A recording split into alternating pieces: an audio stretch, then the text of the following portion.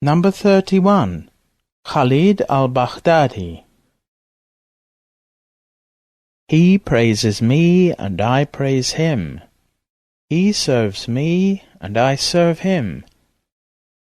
By my existence I affirm him, and by my determination I deny him. It is he who knows me when I deny him. Then I discover him and contemplate him. Ibn Arabi, Fusus al-Hikam. Khalid al-Baghdadi was the scholar of scholars, the saint of saints, the knower of knowers, and the light and the full moon of this order in his time.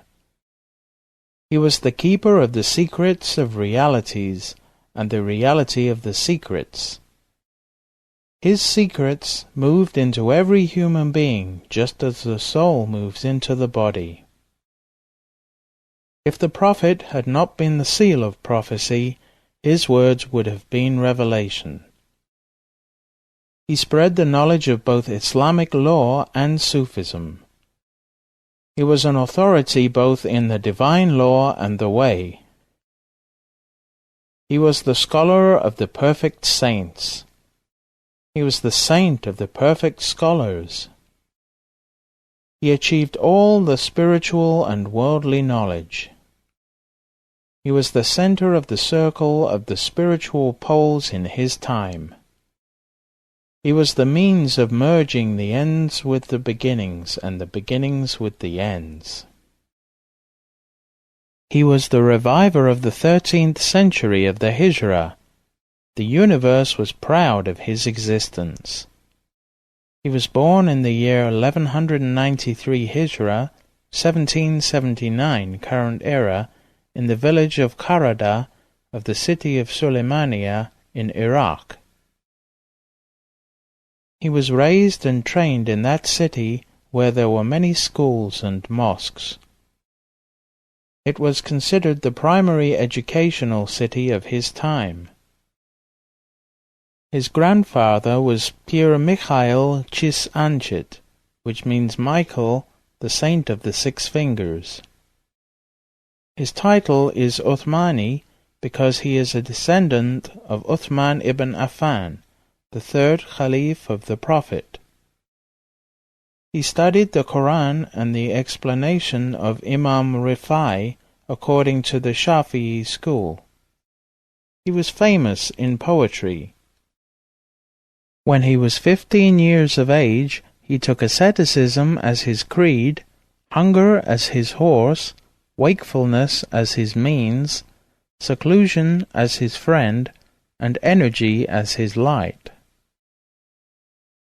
He was a traveler in God's world. He attained all the kinds of knowledge available in his time. He studied with the 2 great scholars of his time, Sheikh Abdul Karim al-Barzinji and Sheikh Abdul Rahim al-Barzinji. He read with Mullah Muhammad Salih. He returned to Suleymaniya and there studied the sciences of mathematics, philosophy, and logic. Then he came to Baghdad, where he studied the Mukhtasar al-Muntaha fil Usul, an encyclopedia of the principles of jurisprudence. Then he studied the works of Ibn Hajar, Suyuti, and Haythami. He memorized the commentary of the Quran of Baidawi. He was able to find solutions for even the most difficult questions in jurisprudence. He memorized the Quran according to the 14 different ways of recitation and became very famous everywhere for this. Prince Ihsan Ibrahim Pasha, the governor of Baban, tried to persuade him to look after the schools in his kingdom. However, he refused and moved to the city of Sanandaj, where he studied the sciences of mathematics, engineering, astronomy, and chemistry. His teacher in these disciplines was Muhammad al-Qasim as-Sanandaji. After completing the study of the secular sciences, he returned to the city of Sulaymaniyah.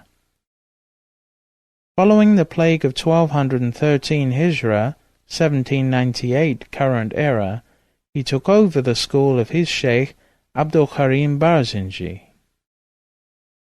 He taught the modern sciences, verifying the most delicate equations of astronomy and chemistry. He then entered seclusion, leaving everything he had studied behind him, coming to God's door with all kinds of pious actions and much dhikr, both loud and silent.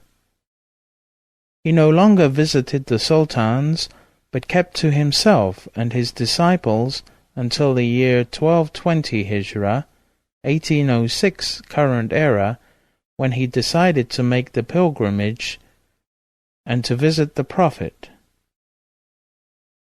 He left everything and went to the Hijaz through the cities of Mosul, Yarbihir, Al-Raha, Aleppo, and Damascus, where he met the scholars and followed its sheikh, the master of both ancient and modern knowledge and the teacher of traditions, Sheikh Muhammad al-Kuzbari. He received authorization in the Qadri order from Sheikh al-Kuzbari and his deputy Sheikh Mustafa al-Kurdi, who travelled with him until he reached the city of the Prophet. He praised the Prophet in Persian poetry in such a way that people were astonished at his eloquence. He spent a long time in the city of the Prophet. He reported, "I was looking for someone of rare piety in order to take some advice when I saw a sheikh on the right-hand side of the Rawdatu al-Sharifa. I asked him to give me advice, counsel from a wise scholar to an ignorant person. He advised me not to object when I enter Mecca to matters which might appear to be counter to the divine law, but to keep quiet. I reached Mecca, and keeping in my heart that advice, I went to the Holy Mosque early on the morning of Friday. I sat near the Kaaba, reading Dalail al-Khairat, when I saw a man with a black beard leaning on a pillar looking at me. It came to my heart that the man was not showing the proper respect to the Kaaba, but I did not say anything to him about the matter. He looked at me and scolded me, saying, 'O ignorant one, do you not know that the honor of the heart of a believer is far more than the privilege of the Kaaba? Why do you criticize me in your heart for standing with my back to the Kaaba and my face to you? Did you not hear the advice of my sheikh in Medina, who told you not to criticize?' I ran to him and asked his forgiveness, kissing his hands and feet, and asking him for his guidance to God. He told me, 'O my son, your treasures and the keys to your heart are not in these parts, but in India. Your sheikh is there. Go there, and he will show you what you have to do.' I did not see anyone better than him in all the sacred area. He did not tell me where to go in India, so I went back to Sham and associated with its scholars. He then returned to Sulaymaniyah and continued his teachings of self-denial. He was always looking for someone to show him the way. Finally, there came to Sulaymaniyah the Sheikh Maulana Misra Rahim Allah Baykh al-Maruf, known by the name of Muhammad ad-Darwish Abdul-Azim al-Abadi, one of the Caliphs of the spiritual pole Abdullah ad-Dalawi. He met with him and gave him respect and asked him about the perfect guide to show him the way. He told him, "There is one perfect sheikh, a scholar and a knower, showing the seeker the way to the King of Kings, expert in this delicate matter, following the Naqshbandi way, carrying the character of the Prophet, a guide in the knowledge of spirituality. Come back with me to his service in Jahanabad, He had told me before I left, "You are going to meet someone. Bring him back with you." Shaikh Khalid moved to India in 1224 Hijra, 1809 current era, through the city of Rai, then Tehran, and then some provinces of Iran, where he met the great scholar Ismail al-Kashi. He then travelled to Kharkhan, Simnan, and Nishapur. He visited the master of the mother of all Sufi orders in Bistam, Sheikh Bayazid al-Bistami, and he praised him in his grave with a very eloquent poem in Persian. Then he moved on to Tus, where he visited Sayyid al-Jalil al-Manus Imam Ali Rida. He praised him with another Persian poem that caused all the poets of Tus to accept him. Then he entered the city of Jam, and he visited Sheikh Ahmad al-Namiki al-Jami, and praised him with another Persian poem. He then passed through the city of Herat in Afghanistan, then Kandahar, Kabul, and Peshawar. In all these cities the great scholars with whom he met would test his knowledge in the sciences of the divine law and Sufism, and those of logic, mathematics, and astronomy. They found him like a wide river flowing with knowledge, or like an ocean without a shore. He moved on from there to Lahore, where he met with Sheikh Thanaullah al-Naqshbandi, and asked for his prayers and his supplications. He recalled, "That night I slept in Lahore. I had a dream in which Sheikh Thanaullah al-Naqshbandi pulled me with his teeth. When I awoke, I wanted to tell him the dream, but he said, 'Do not tell me the dream, we know it already. That is a sign to move on to my brother and Sheikh Abdullah al-Dalhawi. The opening of your heart will be by his hands. You will take initiation in the Naqshbandi order.' Then I began to feel the Sheikh's spiritual attraction. I left Lahore, crossing mountains and valleys, forests and deserts, until I reached the Sultanate of Delhi, known as Jahanabad. It took me 1 year to reach his city. 40 days before I arrived, he told his followers, 'My successor is coming.' The night he entered the city of Jahanabad, he wrote a poem in Arabic, recounting his year of travel and praising his sheikh. Then he praised him with a Persian poem which surprised everyone with its eloquence. He gave everything that he was carrying with him and all that was in his pocket to the poor. Then he was initiated by his sheikh, Abdullah al-Dalawi. He served in the mosque school of the sheikh and made rapid progress in the struggle against his self.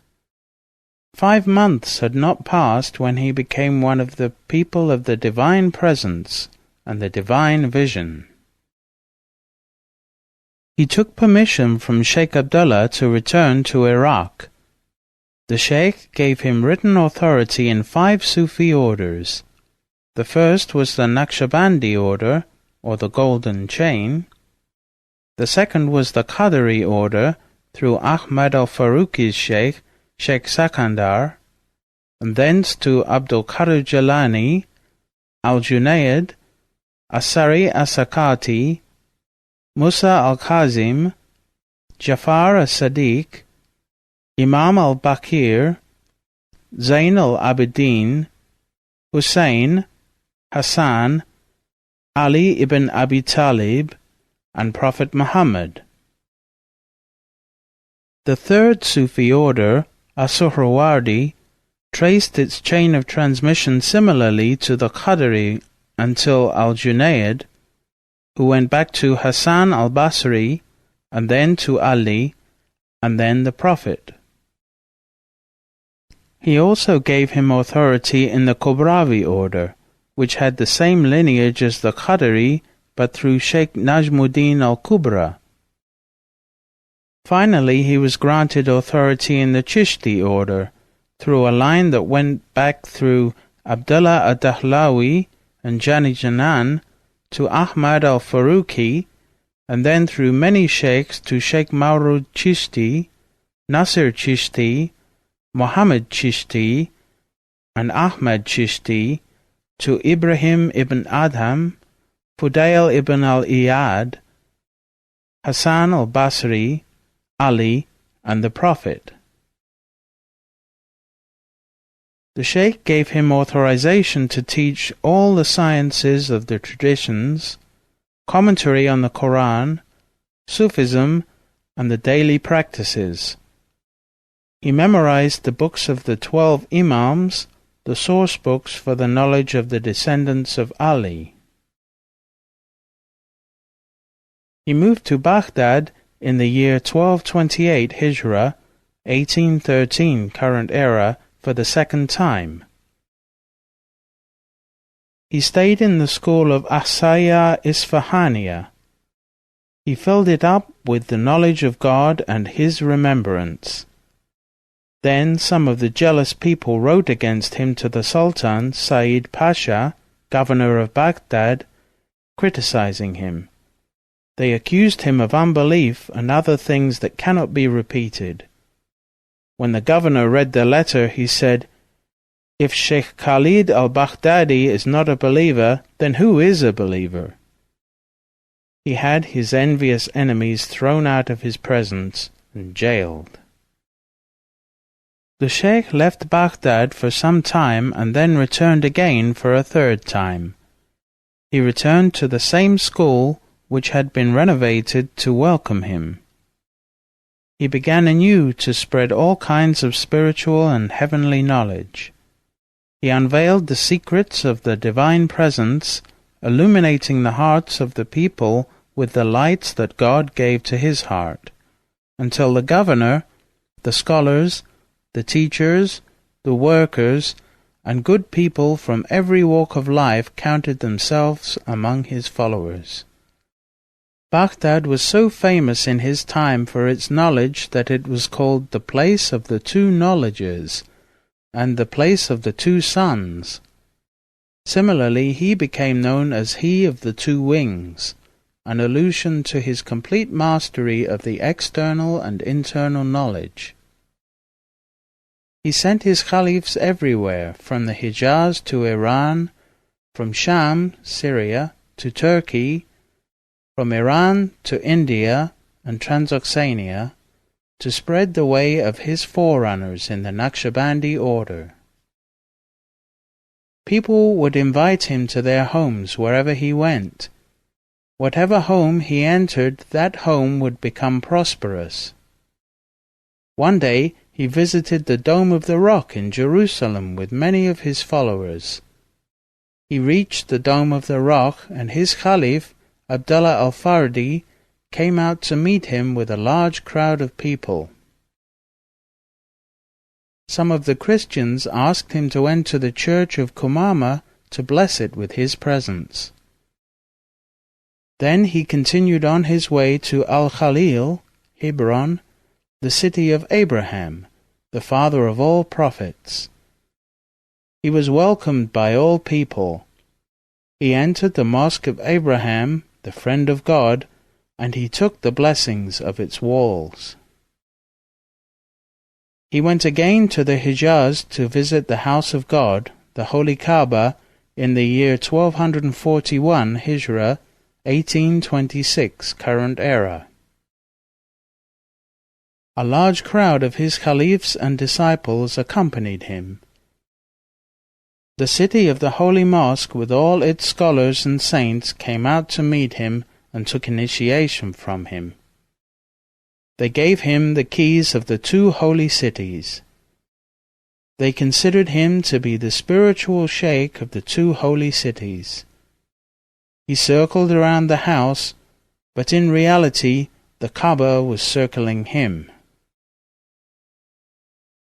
After his pilgrimage and visit to the Holy Prophet, he went back to blessed Syria.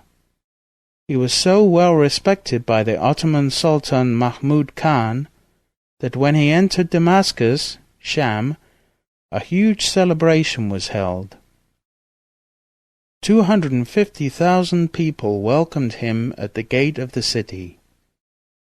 All the scholars, ministers, and sheikhs, the poor and the rich, came to receive his blessing and to ask for his prayers. It was a day of celebration. The poets sang its praises. The rich fed the poor. Everyone was equal before him when he entered the city. He revived the spiritual knowledge as well as the external knowledge. He spread that light for which people, both Arabs and non-Arabs, came and accepted the Naqshbandi order at his hand. In the last 10 days of Ramazan of the year 1242 Hijra, 1827 current era, he decided to visit Jerusalem, Quds, from Damascus. His followers were very happy, and he said, "Praise belongs to God. We will do it after Ramazan at the beginning of Shawwal, if God gives us life." That was an indication that he might be leaving this world. In the first days of Shawwal, the plague began to spread quickly in the city of Damascus. One of his followers asked him to pray for him to be saved from the plague and added, "And for you also, my sheikh." He said, "I feel shy before my Lord, because my intention in coming to Damascus was to die in this holy land." The first one to die from the plague was his son Bahauddin, on the night of Friday, and he said, "Praise belongs to God, this is our way." And he buried him on the Mount of Kasiyun. He was 5 years and some days old. That child was fluent in 3 languages, Persian, Arabic, and Kurdish, and he used to read the Quran. Then, on the 9th of Dhul Qa'dah, another son, Abdul Rahman, passed away. He was older than his brother by 1 year. Maulana Khalid ordered his disciples to reopen the grave and to bury his second son. He said, "From my followers, many are going to die." He ordered them to dig many graves for the many followers, including his wife and his daughter. He ordered them to water the area. Then he said, "I am giving the authority to succeed me in the Naqshbandi order to Sheikh Ismail Ashirwani." He said this the year of his death, 1242 Hijra, 1827 current era. One day he said, "I had a great vision yesterday. I saw Uthman Dun Nurayn as if he were dead, and I was praying for him. He opened his eyes and said, 'This one is from my children.' He took me by the hand and brought me to the Prophet, and told me to bring all the Naqshbandi followers of my time and after my time up to the time of the Mahdi, and he blessed them. Then I came out of that vision, and I performed the evening prayer with my followers and my children. Whatever I have of secrets I have given to my deputy, Ismail Ashirwani. Whoever does not accept him is not from me. Do not argue, but be of one mind. Follow the opinion of Sheikh Ismail. I guarantee that any one of you who accepts and follows him will be with me and with the Prophet." He ordered them not to cry on his behalf. He asked them to slaughter animals and feed the poor for the love of God and for the honor of the Sheikh. He asked them to send him gifts of reading from the Quran and recitation of prayers. He ordered them not to write anything on his grave except, "This is the grave of the stranger, Khalid." After the night prayer, he entered his house, called his family, and advised them, "I am going to pass away on Friday." They stayed with him all night. He arose before dawn, made ablution, and prayed for a while. Then he entered his room and said, "No one may enter my room except those I order to do so." He lay on his right side, facing the Qibla, and said, "I have been struck by the plague. I am carrying all the plague which has descended on Damascus." He raised his hands and prayed, "Whoever the plague touches, let it strike me instead, and spare everyone in Damascus." Thursday came, and all his caliphs entered. Ismail Ash-Sharwani asked him, "How are you feeling?" He said, "God has answered my prayer. I will take all the plague from the people of Damascus, and I alone will die on Friday." They offered him water, but he refused and said, "I left the world behind to meet my Lord. I have accepted to carry the plague and relieve those in Damascus who are infected. I will pass away on Friday." He opened his eyes and said, "Allahu, Allahu, Allahu Haq," the oath of initiation into the Naqshbandi order. He read verses 27 to 30 from Surah Fajr. "O soul in complete rest and satisfaction, come back to thy Lord, well pleased and well pleasing. Enter thou among my devotees. Enter thou my heavens." Then he gave his soul to his Lord, as he had predicted, on the 13th of Dhul-Qiddah, 1242 Hijrah, 1827 current era. They carried him to his school, and they washed him with water full of light. They shrouded him, while all of them recited dhikr, especially Sheikh Ismail Ash-Sharwani, Sheikh Muhammad, and Sheikh Amin. They recited the Quran around him, and in the morning they carried him to the masjid in Yulbakha. Sheikh Ismail Ash-Sharwani asked Sheikh Amin Abedin to pray the funeral prayer for him. The mosque was unable to accommodate all the people who attended. It is said that more than 300,000 people prayed behind him. Sheikh Ismail promised those who could not pray in the mosque that he would pray the funeral prayer a second time at the grave. Those who washed him took him down into the grave. The next day, Saturday, it was as if a miracle had happened in Damascus. The plague immediately stopped, and there were no further deaths. Maulana Khalid passed his secret to his successor, Sheikh Ismail